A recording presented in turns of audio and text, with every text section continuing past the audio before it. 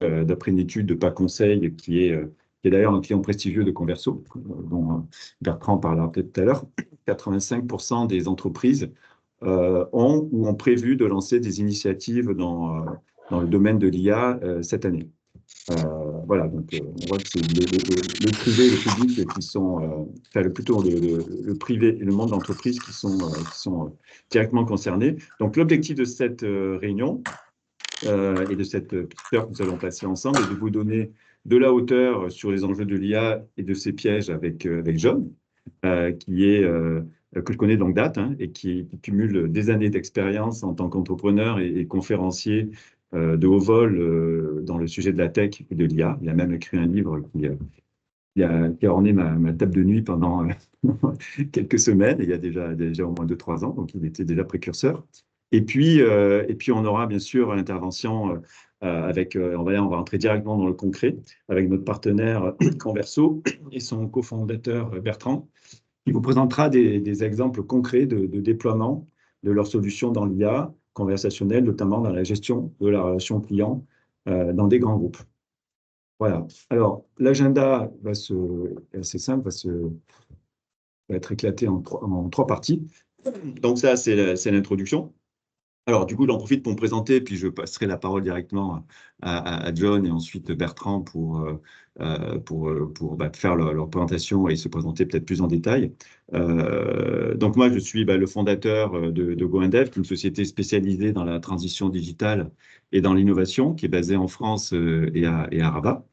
Nous accompagnons nos clients issus des secteurs de la finance, la santé, l'e-commerce et d'autres secteurs, notamment plusieurs éditeurs de logiciels. Et Converso, un de nos partenaires clés dans le domaine de l'intégration de l'IA générative au service de la relation client. Et nous sommes bien sûr, on pourra conclure là-dessus tout à l'heure, mais à votre disposition pour explorer ensemble vos initiatives autour de l'IA générative avec notre pôle d'expertise innovation avec Converso. Petite précision, pour garder la fluidité dans la présentation, ce que je vous propose, c'est de vous poser vos questions dans le chat de Teams. Et en fin de webinaire, on fera une synthèse de ces questions et on pourra y répondre. Et ce webinaire sera filmé pour pouvoir être partagé déjà avec vous et puis avec éventuellement d'autres personnes qui n'ont malheureusement pas pu se libérer ce soir. D'accord? Alors, je passe à la présentation de Jean maintenant. Il va donc vous donner cette hauteur de vue dont je vous ai parlé tout à l'heure sur les enjeux de l'IA qu'il connaît très bien depuis plusieurs années. Vas-y John, je te passe la parole. Merci, bonjour à tous et ravi d'être parmi vous. En 2 mots pour me présenter, eh bien effectivement, je suis un serial entrepreneur, j'ai fait plusieurs sociétés, une que j'ai passée à la Bourse de Paris, c'était le nouveau marché dans les années 90, et qui s'appelait Cyrano, une deuxième que j'ai vendue à Oracle, et une troisième que j'ai effectivement, j'ai cédé mes parts à un fonds d'investissement, et donc je suis dans l'IA générative, on va dire, depuis 2007. Voilà. Alors, à l'époque, on n'appelait pas ça IA générative, on appelait ça NLG, Natural Language Generation. C'était pas du reste aussi sophistiqué, mais c'était plus sophistiqué par ailleurs. Enfin bon, c'est toujours la même chose. On n'était pas sur de la statistique, on était sur du déterminisme. Voilà. On va voir ces points-là. Allez, on y va, on attaque. Ce qui est important, c'est effectivement le contenu. Donc, on va voir le contenu avec 3 classes d'IA. On va se concentrer sur le problème ou la solution, on va en parler parce que c'est un vrai souci aujourd'hui que l'on a. Les travailleurs du savoir en pleine tourmente, l'IA au secours de la plus grande faiblesse du cerveau humain et les assistants AI pour industrialiser le conseil. C'est les 5 slides et 5 thèmes que je vous propose d'aborder. Allez, c'est parti. 3 classes d'intelligence artificielle. Toute l'intelligence artificielle qui existe aujourd'hui est dite ANI. Artificial Narrow Intelligence. Et le narrow ne veut pas dire étroit. Non, le narrow, il veut dire monodisciplinaire. L'algorithme qui est champion du monde de jeu de Go, il sait jouer qu'au jeu de Go. L'algorithme qui est champion du monde d'échecs ne sait jouer qu'aux échecs. Et ChatGPT ne sait que résumer les informations qu'il possède dans sa base ou que je lui charge si nécessaire. Les logiciels tout le monde de l'informatique, y compris le deep learning et tout ce dont on parle de plus extravagant, en fait, ne savent faire que ce pourquoi ils sont programmés. Voilà. La différence entre une IA, entre une informatique traditionnelle et une IA, c'est que dans l'informatique traditionnelle, le chemin d'accès, chemin d'accès à la décision, il est écrit dans du code à la main. Dans tout ce qui est IA, que ce soit de l'IA, on va le voir, la différence statistique ou déterministe, effectivement, le chemin d'accès, la prise de décision, les suggestions que va faire l'IA sont faites par la machine et non pas par l'être humain. Voilà. Donc, aujourd'hui, on parle beaucoup dans la presse d'AGI, qui est le deuxième intelligence artificielle catégorie et classe d'intelligence artificielle, Artificial General Intelligence, et le général ne veut pas dire général, il veut dire pluridisciplinaire. La seule machine sur Terre qui est pluridisciplinaire, c'est le cerveau humain, en raisonnement. Parce qu'il faut bien se rappeler qu'on n'est pas dans le calcul, on est dans le raisonnement. Ce qui est un peu moche et ce qui fait un peu la difficulté souvent de comprendre dans les détails cette AGI ou l'intelligence artificielle, c'est qu'on ne nous a jamais appris à l'école ce qu'était que raisonner. Ah, on nous a fait faire des exercices de maths, on appliquait bien des théorèmes sur des données, mais on ne nous a jamais spécifiquement dit, en fait, c'est quoi raisonner en une phrase. Raisonner, c'est appliquer des règles sur des données. Et effectivement, le cerveau humain est la seule machine qui est AGI à la date d'aujourd'hui. Et elle possède donc 3 qualités qu'on ne possède aucun logiciel informatique, qui sont tous ANI à la date d'aujourd'hui, c'est-à-dire, le premier, c'est le bon sens. Dans le bon sens, je suis pluridisciplinaire. J'ai un résultat qui m'est apporté par un logiciel qui finalement est, dans la plupart des cas, un configurateur. Et là, je me dis, ah non, ça, c'est pas possible. Là, je suis en train de rentrer le résultat que me donne la machine, il est pas possible. Et je m'appuie sur quoi pour dire que c'est pas possible? Ben, je m'appuie sur des savoirs extérieurs, je m'appuie sur des connaissances, je m'appuie sur des expériences qui me font dire que ce résultat n'est pas juste. Aucun ordinateur à la date d'aujourd'hui, parce qu'ils ne sont pas AGI, ne peuvent avoir bon sens. Deuxième qualité qui est liée à l'AGI, c'est la créativité. Ah, vous allez me dire, ah non, mais c'est pas vrai, avec ChatGPT, j'arrive à créer des choses. Non, ce n'est pas de la créativité que vous faites, qu'on fait avec ChatGPT ou n'importe quel autre outil. C'est de l'analyse de données et de la synthèse. Ça existe depuis toujours et les ordinateurs sont très forts pour faire ça. Mais la créativité dans le monde du business, c'est la gestion des imprévus. Aucun ordinateur, aucun programme d'ordinateur ne sait gérer un imprévu.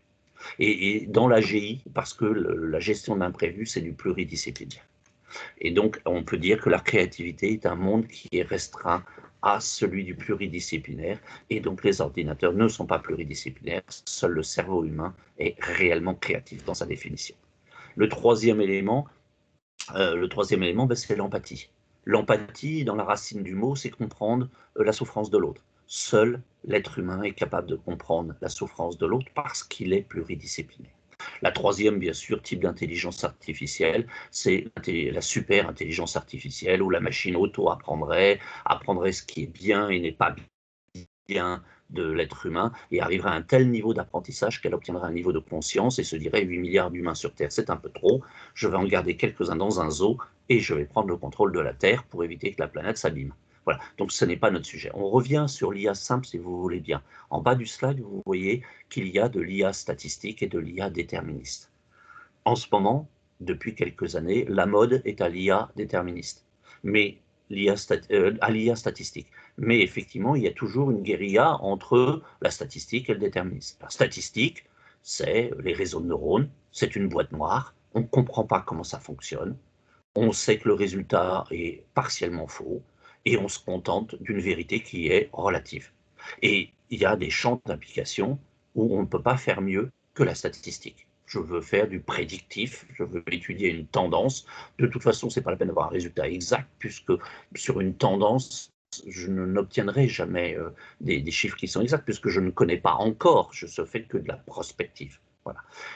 On a aussi donc plein de champs d'application. On dit dans la Silicon Valley que 10% des champs d'application de l'IA sont liés à la statistique, que 90% des problèmes des sociétés sont déterministes. Déterministe, ça veut dire que c'est explicable, c'est transparent, c'est modifiable, et donc il y a des cas d'usage très importants avec de l'IA déterministe. On a tort de les opposer l'une à l'autre.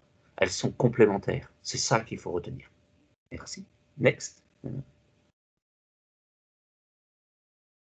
Effectivement, un des points que l'on a à résoudre dans les entreprises, c'est de ne pas partir de la solution, mais de partir du problème.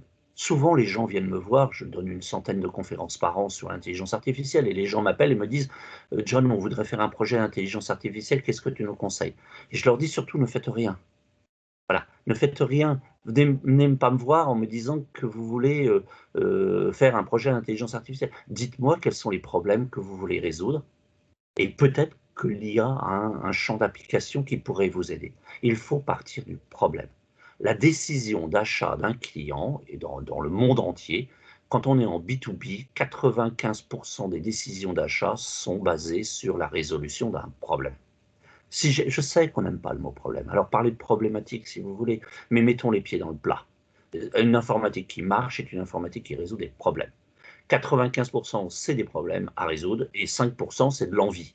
En B2C, c'est très différent. En B2C, on peut être à 50-50. En fait, ça dépend des marchés. Si je suis glacier et que je vends des glaces, les gens qui rentrent dans mon magasin, ils n'ont pas de problème à résoudre, ils ont une envie, c'est de manger une glace. Voilà. Donc, à nous de savoir que tout problème, toute décision d'achat vient soit d'un problème, soit d'une envie. En tout cas, en B2B, c'est uniquement résoudre des problèmes. Et donc, partons du problème à résoudre pour aller vers la solution, et posons-nous la question, est-ce que j'ai besoin d'une intelligence artificielle déterministe, est-ce que j'ai besoin d'une intelligence artificielle statistique, est-ce que j'ai besoin d'une autre technologie? La seule chose que l'on sait, c'est qu'aujourd'hui, on n'a pas résolu un problème énorme.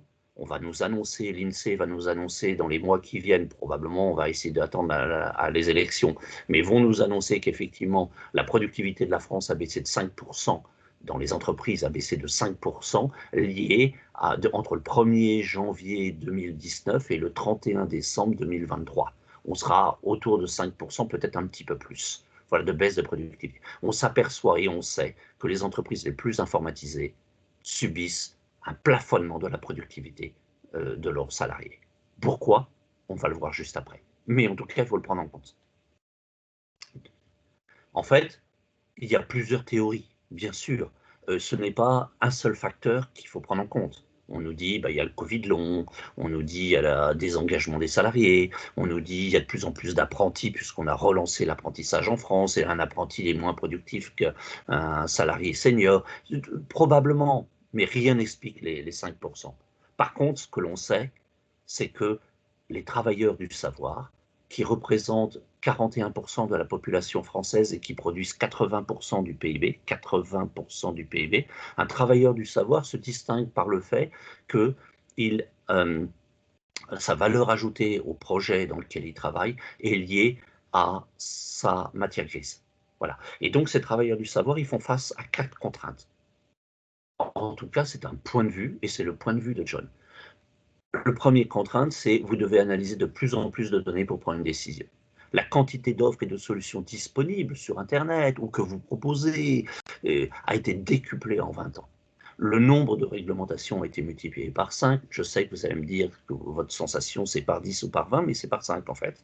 Voilà, et les clients sont de plus en plus exigeants. Voilà les 4 contraintes auxquelles un travailleur du savoir, un knowledge worker en anglais, fait face à la date d'aujourd'hui. Et je pense que la majorité des personnes qui sont dans cette conférence sont des travailleurs du savoir. Je vous rappelle que le pendant du travailleur du savoir, enfin, c'est un artisan. Hein. On considère qu'il y a les knowledge workers d'un côté et il y a les artisans de l'autre côté. Et il y a des métiers qui sont à cheval entre les deux. Si je prends donc un maçon, par exemple, c'est essentiellement un artisan parce qu'il utilise sa force physique toute la journée pour effectivement réaliser ce qu'il veut faire. Mais vous avez des métiers où vous avez un partage entre les deux. Un dentiste, un chirurgien dentiste, il est un knowledge worker quand il analyse la radio de la mâchoire qu'il vient de prendre et qu'il vous conseille et qu'il vous écrit une ordonnance. Par contre, c'est un artisan quand il a sa roulette pour nettoyer une cavité. Voilà, donc vous avez le métier. Et bien tout ça, on sait qu'aujourd'hui, c'est 80%. Et voilà les 4 points auxquels font face les travailleurs du savoir. Next, s'il te plaît, Pascal.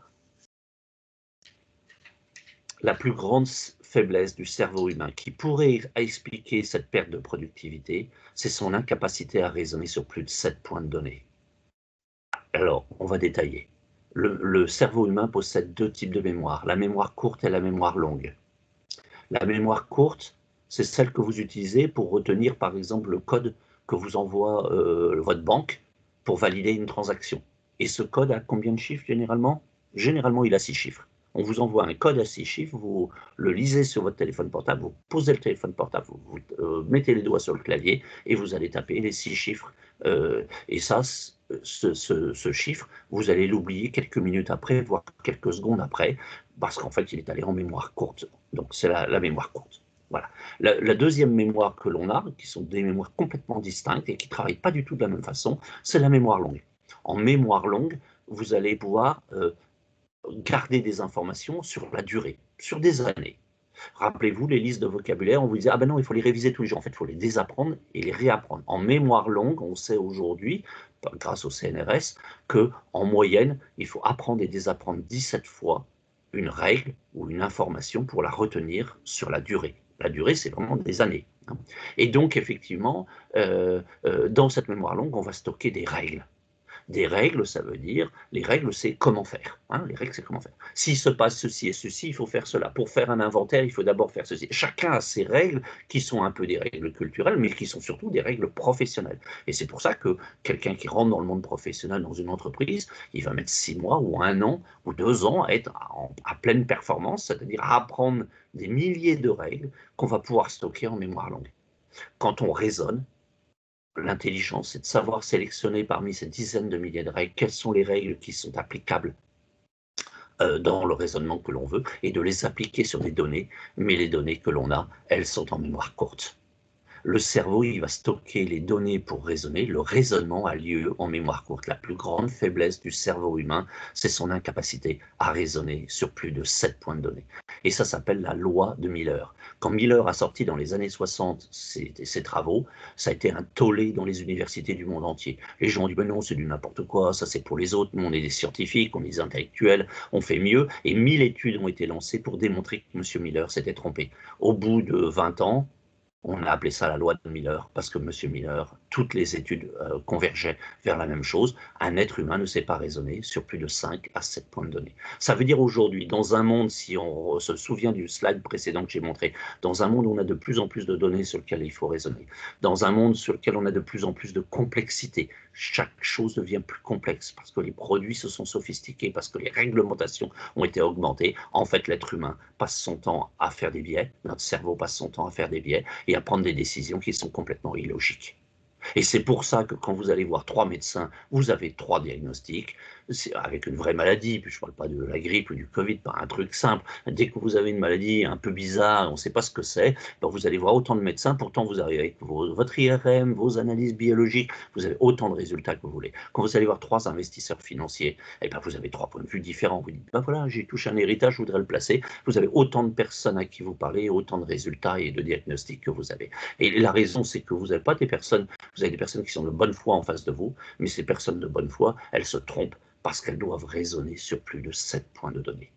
Et donc, c'est là que l'IA va venir nous aider. Et c'est pour ça qu'on a un besoin d'intelligence artificielle. Je vous rappelle, l'intelligence artificielle, c'est sur le raisonnement. Et notre cerveau est tellement limité qu'on a besoin d'un outil. Ce n'était pas vrai au siècle dernier parce que les choses étaient beaucoup plus simples dans la majorité des cas. Aujourd'hui, avec la complexité, la loi de Miller s'applique en permanence et pourrait expliquer la perte de productivité que l'on voit chez les travailleurs du savoir. Et il est temps que l'IA vienne nous aider à raisonner.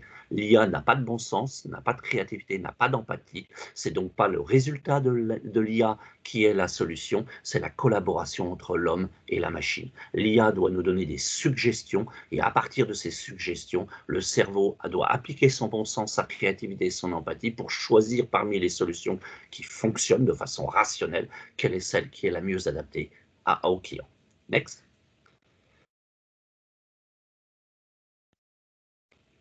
L'avenir de l'IA, c'est les assistants d'intelligence artificielle. Vous aurez 2 grandes catégories d'assistants d'intelligence artificielle. Ceux qui seront de type statistique et ceux qui seront de type déterministe.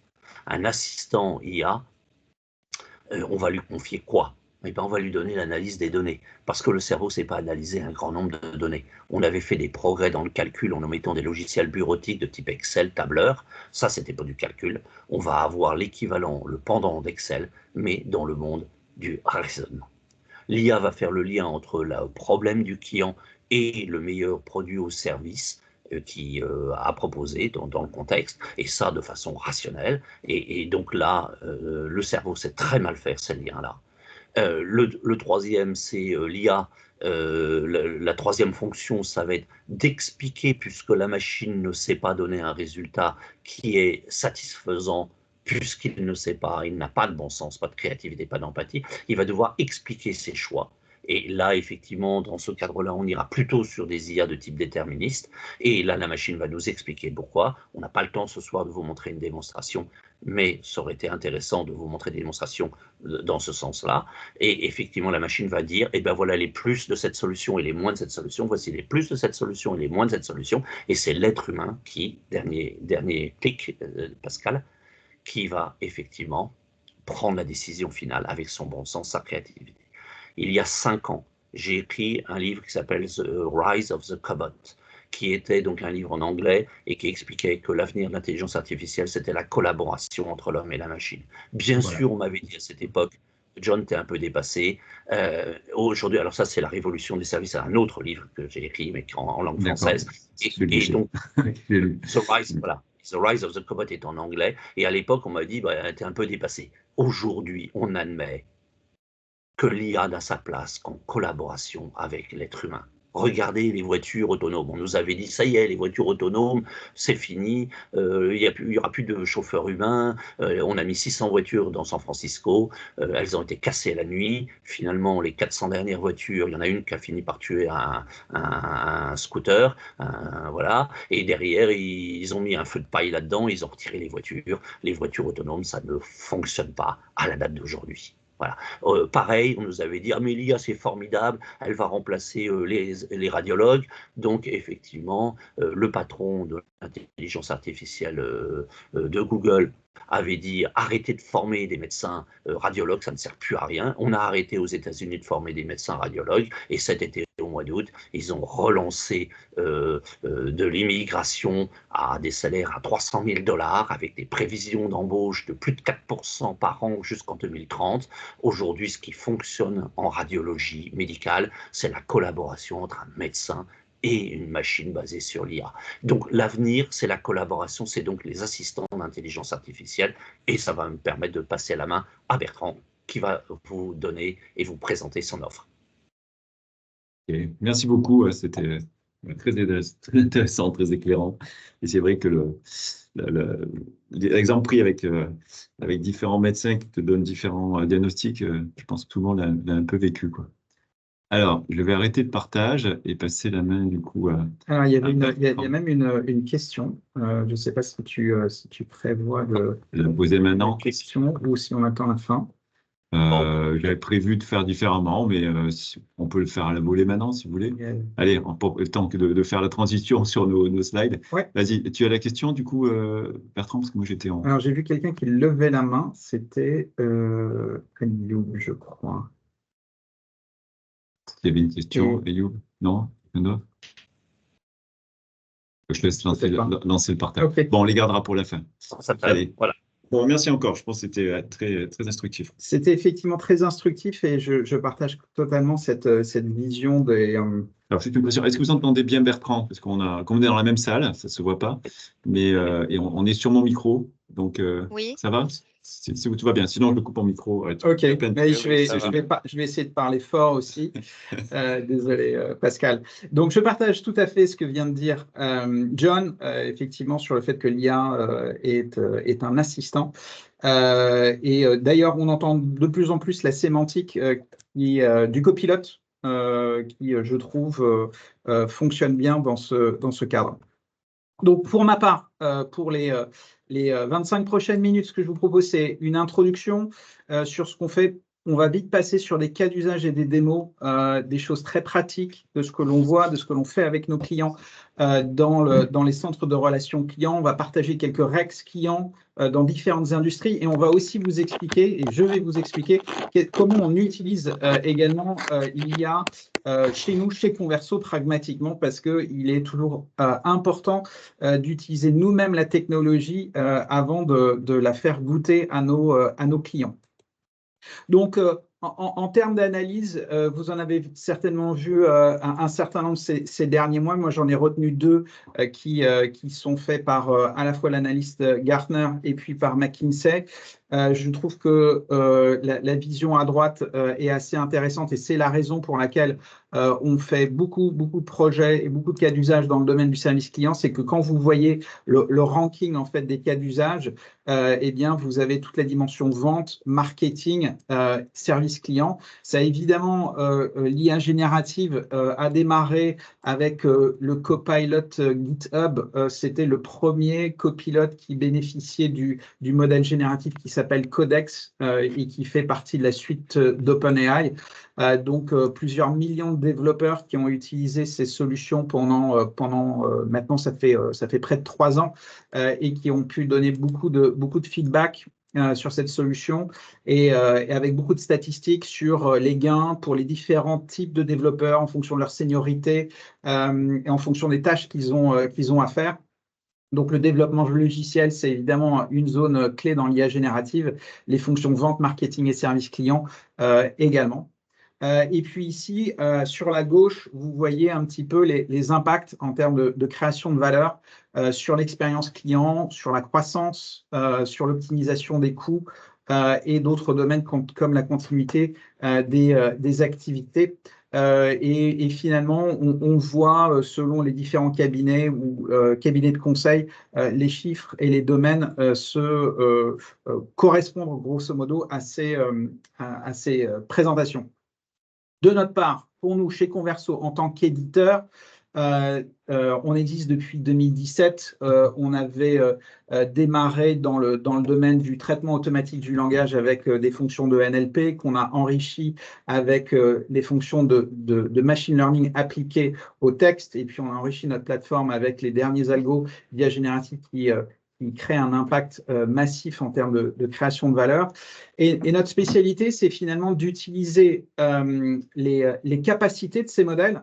John parlait de la capacité de rédaction, de résumé, d'analyse de texte, de traduction et autres, et de les appliquer à vos données, aux données d'entreprise, dans le cadre des processus d'entreprise et dans le cas notamment ceux des processus d'entreprise autour de l'expérience client pour vous fournir des résultats exceptionnels. Alors, pourquoi une plateforme? Pourquoi est-ce qu'on parle de plateforme juste avant de parler de solution? Eh bien, c'est parce qu'il y a différents trends. La première, c'est que vous voyez que l'IA générative, c'est une IA qui est tellement, entre guillemets, facile à utiliser que les cas d'usage sont multiples dans les entreprises. Vous avez vu ceux qui ont été représentés par McKinsey. Tout à l'heure, Pascal parlait en introduction du fait que les entreprises veulent massivement appliquer l'IA générative. C'est parce qu'il y a énormément de cas d'usage. Et donc, c'est intéressant de les centraliser sur une plateforme. D'autre part, il y a différents modèles. Il y a 1 an, on avait essentiellement ChatGPT avec derrière le modèle GPT 3.5, 4, etc. Maintenant, vous avez des centaines, voire des milliers de modèles, des modèles fondation, des modèles plus réduits, des modèles open source, des modèles closed source. Et finalement, on va pouvoir progressivement utiliser ces modèles en fonction de la tâche et du contexte. D'accord? Vous pouvez avoir une tâche finalement simple à faire. Ça ne sert à rien de payer un modèle extrêmement cher pour une tâche simple qui peut être faite par un modèle open source, par exemple. D'autre part, quand on parle de cas d'usage, eh bien, on parle d'une orchestration d'un processus métier qui va couvrir de multiples applications. Si je dois aller récupérer dans un système CRM un cas client qui est arrivé, je vais extraire de la donnée, après je vais rechercher dans des bases de connaissances et puis après je vais générer la tâche du modèle génératif, peut-être dans un autre système, peut-être dans un système de connaissances, comme je vais montrer comme un exemple. Donc, on parle vraiment d'une orchestration d'un business process d'entreprise qu'on veut augmenter et dans le cadre cadre duquel on veut déléguer des tâches à des modèles génératifs. Et bien souvent, dans le cadre de ce business process, on va utiliser des données qui vont être dans vos applications de CRM, dans vos applications de ticketing, mais également dans vos bases de connaissances, qu'elles soient SharePoint, qu'elles soient Confluence, qu'elles soient Google Drive, ou potentiellement également des données qui se trouvent sur Internet. Et enfin, qu'on soit une PME, une ETI ou une grande entreprise, on a besoin de scalabilité, on a besoin de sécurité, on a besoin d'intégration en fait de l'IA générative au sein de l'entreprise, avec tout le respect du RGPD et de la localisation des données, etc., etc. Donc maintenant qu'on a compris pourquoi une plateforme, on voit que on va pouvoir utiliser des solutions qui sont prêtes à l'emploi et qui sont alignées avec des personas. Il y a évidemment dans la relation client tous les collaborateurs qui travaillent dans les centres de contact et dans les centres de relations clients. Pour eux, on va pouvoir, avec l'IA, créer de la connaissance pour les assister dans leur process inbound ou dans leur process téléphonique ou d'assistance en live chat. C'est la thématique de l'Agent Assist et de l'AI pour la connaissance. Et on a évidemment les bots qui ont on va dire une nouvelle vie maintenant qu'ils ont un peu plus d'intelligence pour apporter un vrai service client. Vous avez peut-être entendu parler de Klarna la semaine dernière, l'assistant conversationnel de Klarna qui semble extrêmement efficace pour délester une partie du centre de contact d'un certain nombre de contacts entrants et de motifs de contact digitaux. Et également, la partie moteur de recherche se transforme. On n'est plus dans une recherche simple, textuelle de documentation, mais on a plein de services de réponse. On a des services de synthèse de documents qui viennent enrichir et améliorer l'expérience de recherche. Et enfin, on va voir un certain nombre d'exemples autour de copilotes, donc des aides dédiées à des personas. On va voir par exemple un copilote autour du RFP. Pour la gestion des appels d'offres que les équipes de vente reçoivent.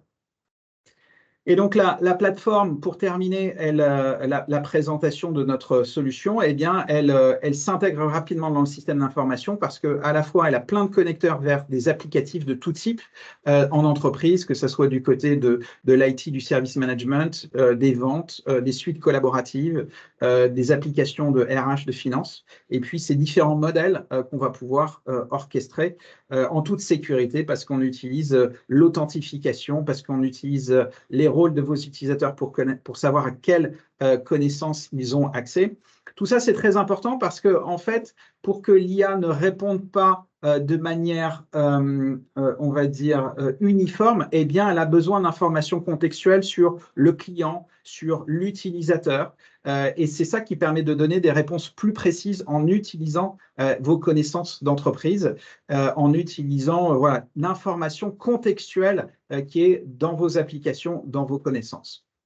Ça, c'est un point qui est extrêmement important pour passer à de la personnalisation et à de la contextualisation d'un service d'IA génératif.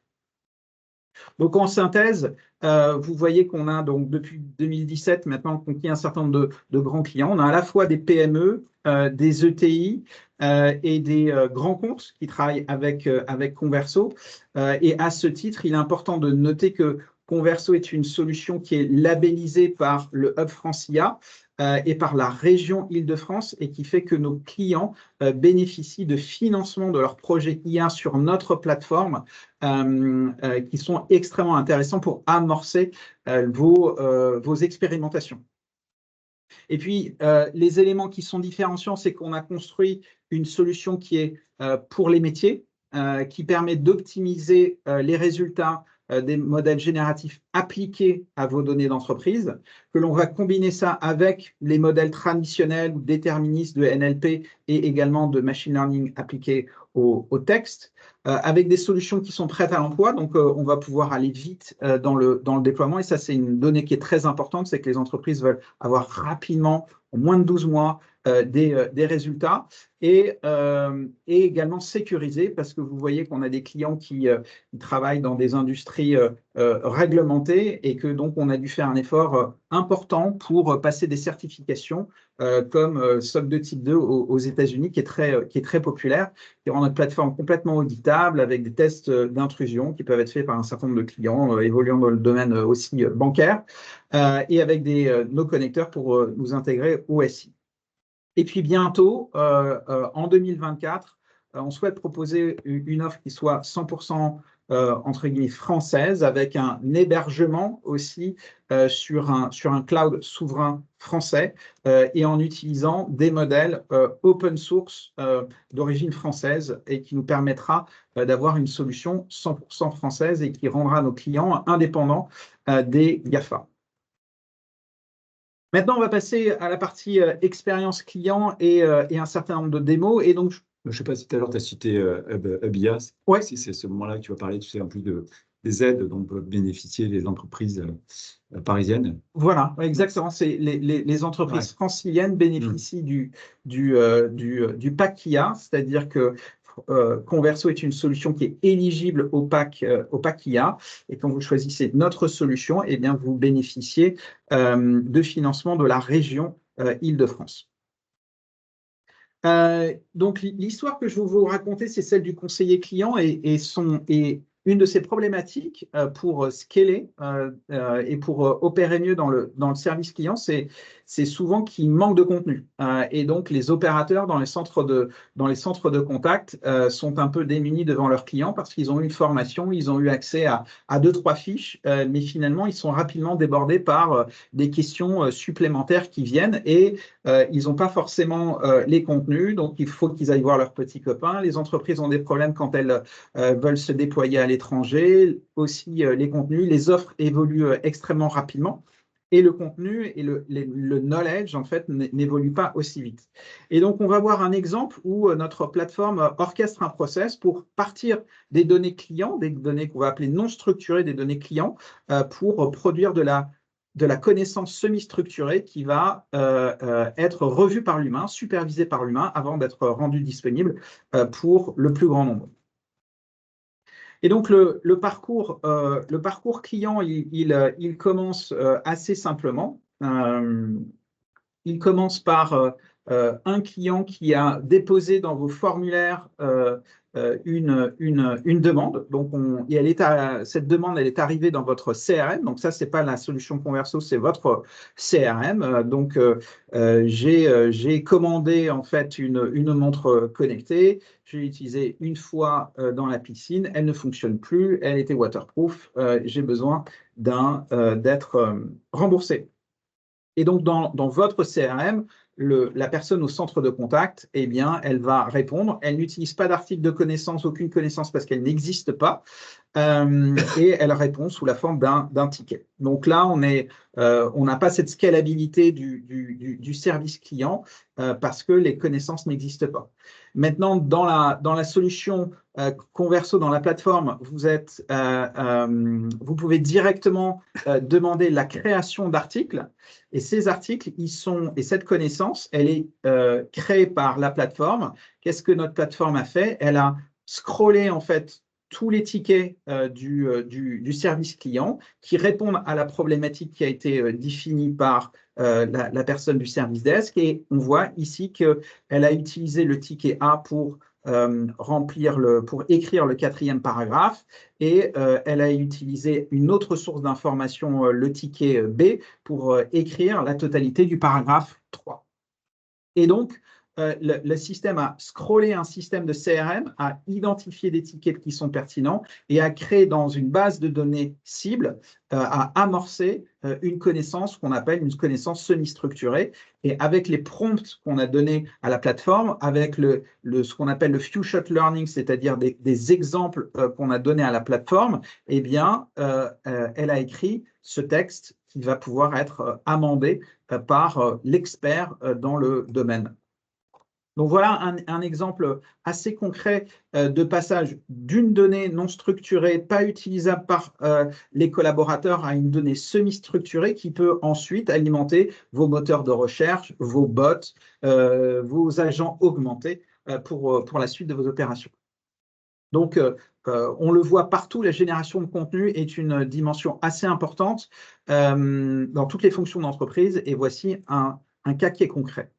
Une fois qu'on a du contenu, ben, on va regarder comment la solution permet de générer des réponses. Et générer des réponses dans un cadre d'un parcours client, on appelle donc d'un parcours client digital, inbound, où les clients vous envoient des mails ou vous envoient au travers de formulaires des réclamations, des demandes de tout type.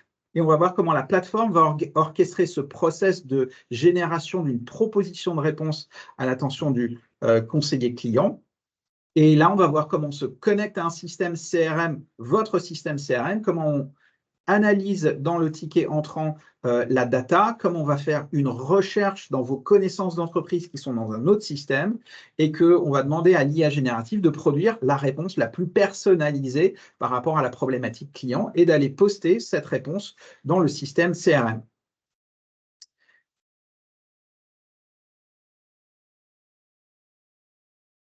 Donc, dans cet exemple, l'exemple commence par un parcours client qui va utiliser les formulaires que vous avez sur votre extranet client.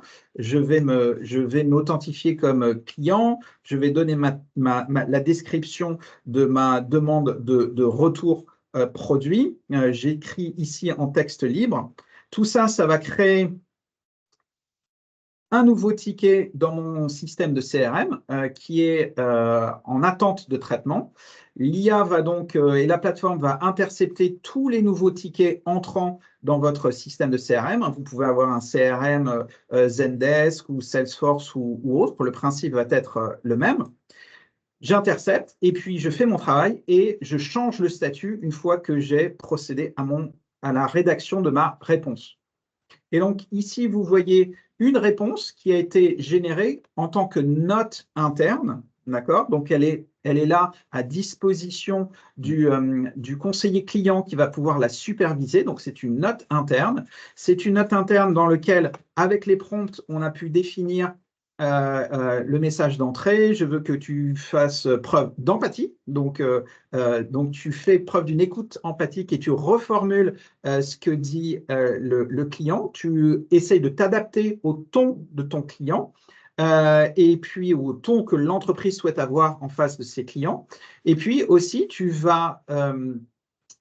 peux détecter le sentiment de ton client pour adapter la longueur de ta réponse, tout un tas de choses. Et puis, tu vas aussi rechercher dans les connaissances d'entreprise, donc dans une base ici qui est une base Atlassian Confluence, tu vas chercher pour apporter une réponse spécifique à ton client.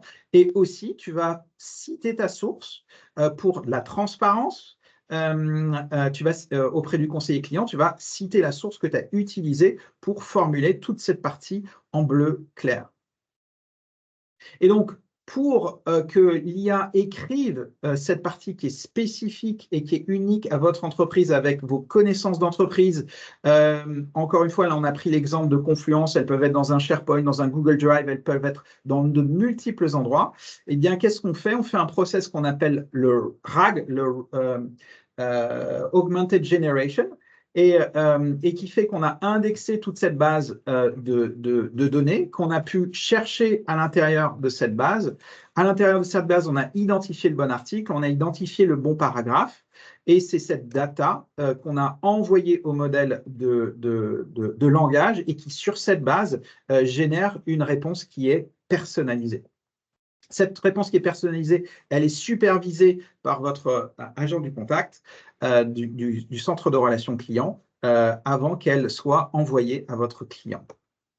Donc, les parcours inbound de mails, de formulaires, suivant les entreprises, ça peut être 80% des parcours ou un plus bas qui se situe à 20 ou 30% si vous avez beaucoup de parcours téléphoniques. Mais c'est une partie grandissante en fait du service client suivant les industries. Troisième parcours que je veux vous proposer, puisqu'on a vu ici des parcours qu'on appelle asynchrones, un envoi de mail, un envoi de formulaire, c'est un parcours asynchrone. On va voir comment, dans le cadre d'un parcours synchrone, c'est-à-dire ça pourrait être un parcours téléphonique ou un parcours avec une assistance en live chat, comment l'IA générative peut augmenter vos collaborateurs qui opèrent derrière de la téléphonie ou derrière du live chat. Dans le cadre ici, c'est un parcours live chat. Un utilisateur a son bot et veut directement parler avec un agent. Donc, ça représente 10-20% des contacts suivant les entreprises qui passent par du live chat. Donc, ici, on voit la solution de CRM qui inclut la dimension de live chat. Donc, ici, je suis un agent, je suis en bas à gauche et je réponds à mon client pour savoir comment je peux l'aider. Je demande à mon assistant d'écouter ma conversation de live chat. Donc, je n'ai rien en tant que conseiller client, je n'ai rien à faire d'autre que de l'activer. Et à partir de ce moment-là, l'assistant a été en écoute active de la conversation de live chat et il a pu générer, grâce à l'IA générative, ce qu'on appelle le next best action, c'est-à-dire quelles sont ces recommandations de ce que doit faire le conseiller client comme prochaine étape. Et donc, vous voyez cette double expérience. J'aurais pu cliquer ici sur un article. C'est l'expérience que les conseillers avaient jusqu'à présent, une recherche documentaire. Maintenant, j'ai une réponse qui est générée par l'IA générative sur la base de ces articles de connaissances, où lui, il a fait son tri de ce qui semble être les meilleures actions à recommander aux conseillers clients en fonction de cette conversation. Donc, on voit maintenant le conseiller client qui, ici, tape ce que son copilote lui a recommandé. Donc, on a fait une conversation qui dure un peu pour avoir un peu de contenu. Et dans la dernière partie du scénario, vous allez voir aussi comment on couple l'IA générative avec de l'automatisation. D'accord? Donc, des fonctions d'automatisation plus classiques, puisque à la fin d'un engagement et d'un contact client, en général, une personne de centre de contact doit créer un ticket. Donc, elle va demander la création d'un ticket dans son CRM et ce ticket sera directement alimenté par l'IA générative. Et qu'est-ce qu'elle fait? L'IA générative, elle a pris la conversation de live chat et elle en a fait deux niveaux de résumé. Un premier pour le titre du ticket et un deuxième pour la description un peu plus longue du ticket. Et là, vous avez la possibilité en tant que centre de contact, de soit dire je veux faire un ticket à vocation interne, soit je veux faire un mail qui va partir vers mon client. Et donc, vous avez des niveaux de prompt différents par rapport au langage, etc., etc. Et encore une fois, l'IA reprend toutes les thèmes ou les datas qui ont été utilisés pendant la session pour apporter le contenu le plus qualitatif, puisque après les tickets, il y a de la qualité de service qui est opérée sur cette information. Et donc, ça vous permet d'améliorer la qualité de service de manière la plus efficace possible. Pascal, comment fait-on en termes de timing? On est toujours bon? On est pas mal. On est pas mal? Pour le moment, on n'est pas sous le flux des questions, donc je pense que tu tiens ton auditeur en haleine. Ok, super. Et je sais que ce que tu m'as présenté sur la référence à RFP, je pense que ça va intéresser aussi tout le monde. Absolument. Ouais. Donc, en complément de ce qu'on fait là chez un certain nombre de clients, je voulais aussi vous présenter des exemples complémentaires sur comment on utilise aussi chez Converso l'IA générative. Je vais passer directement, d'abord je vais skipper celui-là et je vais passer directement au deuxième, puisque cet exemple, c'est on a créé un copilote qu'on appelle le copilote RFP. La raison pour laquelle on a créé ce copilote, c'est que dès qu'on parle d'IA générative à un client, la première chose qu'on reçoit, ou la deuxième, c'est un questionnaire Excel de 300 lignes qui vient des équipes de sécurité pour nous interroger sur nos pratiques de sécurité, la sécurité des données, l'accès aux données, le RGPD, etc., etc. Et donc, nos équipes techniques puisqu'on est, on est des petites équipes. Nos équipes techniques eh bien, ont souhaité utiliser l'IA générative pour pouvoir, sur la base des RFP auxquels on avait déjà répondu, eh bien, générer des réponses à toutes ces nouvelles interrogations. Donc ici, vous voyez le back-end de notre solution. Dans le back-end de la solution, vous allez pouvoir loader, en fait, et on load les RFP auxquels on a déjà répondu. Ils peuvent être sous un format Excel, un fichier, des formats PDF ou Word. Donc, on load ces RFP qui sont la source des données pertinentes pour répondre au prochain RFP. On prépare les données, on peut les regrouper dans ce qu'on va appeler des bases de connaissances, c'est-à-dire des choses, des datas qui font du sens d'être regroupées pour répondre à une certaine typologie de RFP. On peut avoir des questionnaires fonctionnels, on peut avoir des questionnaires de sécurité, on peut avoir des questionnaires de différentes natures. Donc, on va les regrouper. Et puis, donc dans la plateforme, on indexe ces données. Donc ça, c'est des fonctions de back-office. Et en front-office, les équipes techniques, qu'est-ce qu'elles font? Elles sélectionnent le nouveau fichier qui est le RFP à compléter. Nous, on reçoit beaucoup d'Excel. Donc ici, vous voyez un fichier Excel dans lesquels on a souvent les types de questions, les questions proprement parlées, et puis les zones de réponse. Donc, on va loader ce fichier. On va indiquer à la plateforme finalement où est-ce qu'elle doit répondre, où se situent les questions et où est-ce qu'elle doit répondre. Voilà, on va sélectionner également la base de connaissances qu'on va utiliser pour répondre à ce nouveau. On a juste à cliquer sur actualiser et ça nous génère les réponses que l'on peut après superviser directement dans un fichier Excel. Donc, rien que cette semaine, on a eu 4 dossiers de sécurité auxquels on devait répondre, avec déjà un agenda qui était bien fourni. On peut avoir alternativement une centaine de questions. Quand on travaille avec EDF, évidemment, on est plutôt sur 300 et 400 questions.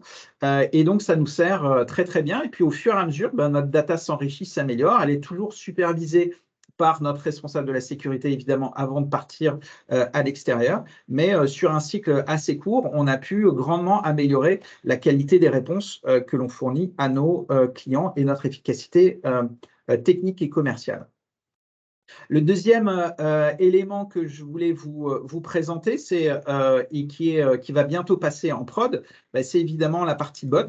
Donc, il n'est pas encore en prod, mais j'ai demandé à mes équipes de faire une petite vidéo. Donc, on est un acteur où on s'est aperçu que sur notre site internet, on avait des gens qui venaient un peu partout pour prendre des informations sur Converso. Et donc, on a voulu évidemment voir comment allait fonctionner une version bot de notre service. Et plugué avec de l'IA générative, c'est-à-dire qu'il n'y a rien de scripté dans ce bot. Par contre, ce qu'on a pu utiliser comme connaissance pour que le bot fonctionne, eh bien, c'est une bonne partie de la data qui est présente sur notre site internet et qui doit être, pour ce fait, de la meilleure qualité, la plus pertinente, la plus à jour possible et la plus, évidemment, vraie possible. Et donc là, on a tout un travail puisque les questions peuvent être elles peuvent émaner, on ne contrôle absolument pas les questions qui vont être posées de tous les visiteurs anonymes qui vont venir sur notre plateforme. Ils peuvent être des étudiants, des investisseurs, des prospects, ils peuvent être des concurrents de toute nature. Et donc, on a décidé d'utiliser l'IA générative et donc de faire au mieux pour servir les visiteurs qui viennent. Alors, on a encore un peu de travail à faire sur l'aspect format, là, donc dans la V2 qui va sortir dans quelques jours, fin mars. Eh bien, toute la partie formatting sera facile à lire. Et donc, vous avez tout cet aspect conversationnel où on peut être interrogé sur tout, sur une question généraliste, sur une question bien plus précise sur un produit. Comme vous allez le voir, on peut être aussi potentiellement interrogé donc sur des données extrêmement précises où on va nous dire est-ce que vous avez le connecteur pour telle solution?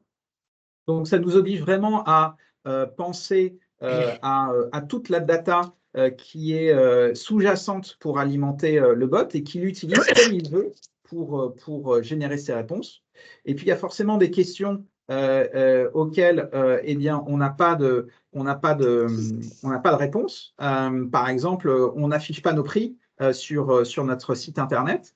Et donc, eh bien, il faut que le bot soit au courant finalement de toutes les informations qu'il a et de tout le domaine qu'il n'a pas pour pouvoir enchaîner. Et là, vous voyez comment on peut après rentrer dans un processus de rendez-vous pour convertir du visiteur en lead potentiel. Et donc ça aussi, c'est une aide qui va être assez importante puisque on a finalement des visiteurs qui viennent du monde entier, qui interrogent notre plateforme et dans la prise de rendez-vous qu'on a actuellement, on a beaucoup de gens qui peuvent venir des États-Unis, d'Angleterre. On fait déjà 30% de notre business à l'international.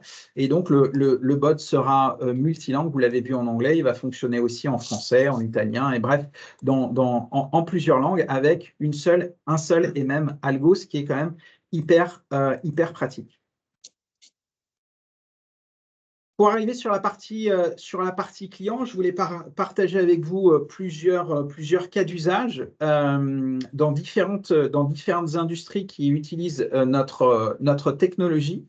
Et où vous voyez qu'on va avoir un prisme soit très custom, soit orienté sur le knowledge, soit sur du mail ou des applications CRM. Beaucoup d'exemples dans le domaine du B2B.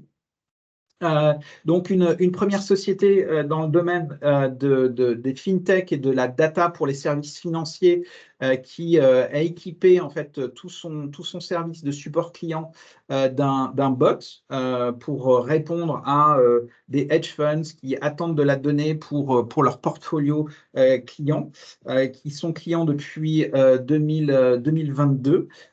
Qui sont avec une solution qui est connectée à leur système d'information, qui est à la fois composée d'applications packagées comme Atlassian, mais également d'applications core business avec des API sur lesquelles on peut aller chercher de l'information pour répondre de manière précise.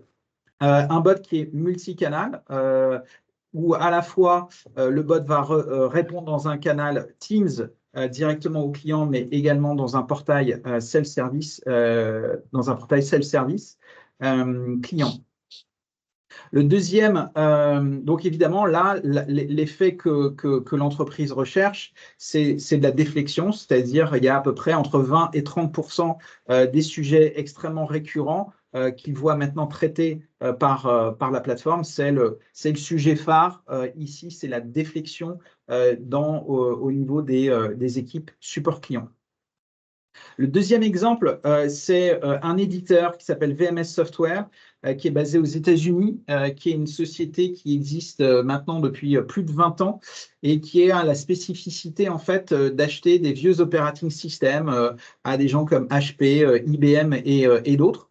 Et donc, il y a plus de 18 000 documents qui sont disponibles dans plus de 3 SharePoint. Et leur problématique, c'est une équipe tech support vieillissante et la difficulté d'onboarder des nouveaux sur des sujets aussi vastes et complexes qu'un operating system qui fait tourner des automates chez Renault, chez Ikea, chez Auchan et d'autres. Et donc, là, c'était finalement la génération de réponses personnalisées en utilisant donc sur des flux qui viennent de leurs clients, soit des flux inbound dans des formulaires d'incidents, de demandes clients, soit quand les opérateurs et les personnes du service sont au téléphone avec leurs clients et qu'ils interrogent directement la base. Donc avant, ils avaient 3 SharePoint avec la qualité de recherche que vous connaissez de de SharePoint. Maintenant, ils ont une recherche qu'on appelle fédérée qui interroge simultanément les 3 SharePoint et qui, en plus de l'expérience de recherche, apporte une réponse directement à l'opérateur, comme vous avez pu le voir dans l'exemple du live chat. Et donc, l'opérateur, il n'a plus à cliquer sur de nombreux liens documentaires. Il a une réponse en next best action qui lui est générée par la machine. On arrive près de la fin. Il y a quelques questions auxquelles j'aimerais avoir la réponse. Ok. Donc, qu'est-ce que tu veux? Tu veux que alors, ça dépend si tu as un cas peut-être saillant, on peut le traiter. Sinon, non, on peut s'arrêter sur la question. Oui, absolument. D'accord. Alors, je les regroupe. Il y a une question assez classique, c'est quel est, alors c'est difficile de faire un point général, quel est le ROI des projets IA, quoi. Oui, bah alors effectivement, on va dire que ça va dépendre. C'est une réponse de Normand. Ça va dépendre finalement ça va dépendre du périmètre. Ça va dépendre d'où on part en termes de maturité digitale, de vos données, de tout un tas de choses, de l'accessibilité à vos données. Mais on va dire qu'une des cibles que l'on voit maintenant de plus en plus demandée par les COMEX des clients avec lesquels on bosse, c'est qu'il faut qu'il y ait à peu près 30% d'efficacité générée par la machine dans le service. Vous avez vu, alors c'est en dessous de ce que Klarna a annoncé la semaine dernière, puisqu'ils étaient à près de 70% de gains. De ce qu'ils ont annoncé avec leur plateforme conversationnelle. On va dire que 30% est un chiffre peut-être plus conservateur, mais plus réaliste, en tout cas dans la première année du projet. Okay. Et une autre question, alors je sais que c'est une interne ça, comment vous calculez la confidence de le niveau de confiance de la réponse du modèle à une question donnée?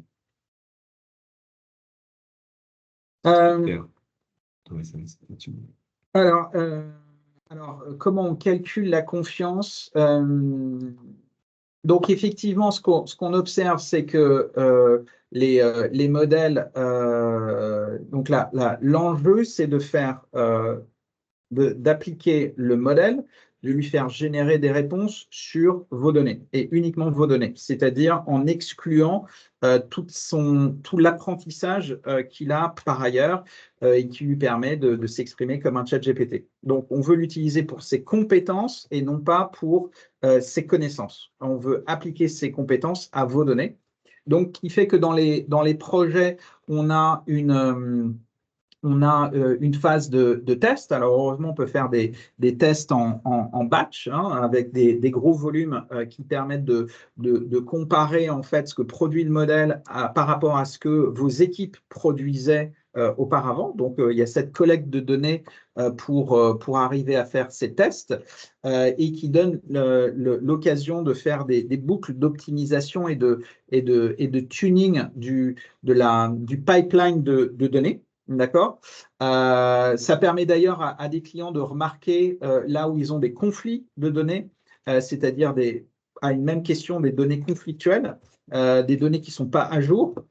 Donc, tout ça, ça a un impact sur la qualité des réponses des modèles. Et la semaine dernière, tu y étais, je crois, on avait un webinaire où Colas s'exprimait sur le fait que le modèle, donc il est en prod avec notre solution et il a un taux de 90-95% de précision et de qualité des réponses apportées par la machine aux différents utilisateurs. D'accord. Ok, oui, comme on a dépassé déjà de quelques minutes, puis je vois qu'il y a des départs du coup qui s'enchaînent. Ouais. Je pense qu'on va conclure cette session maintenant. On voulait tous vous remercier. Merci encore aux orateurs. C'était très intéressant, très, très complémentaire. Et alors, je vais vous mettre d'ailleurs, même si je vais mettre dans le chat, je crois, si ça marche, nos coordonnées. Voilà, de tous les trois. Donc, n'hésitez pas, si vous avez bien sûr envie d'en savoir plus, si vous avez envie de lancer un projet, lancer un POC pour avoir des idées très concrètes appliquées à votre contexte, Mais bien sûr, on est à votre service pour avancer sur ces sujets passionnants, quoi. OK? Avec grand plaisir. Écoute, merci Bertrand, merci Pascal, merci John, et merci à tous les participants. Bonne soirée et à bientôt pour Merci, bonne soirée. À bientôt. Merci, au revoir. Merci. Merci beaucoup. Parfait.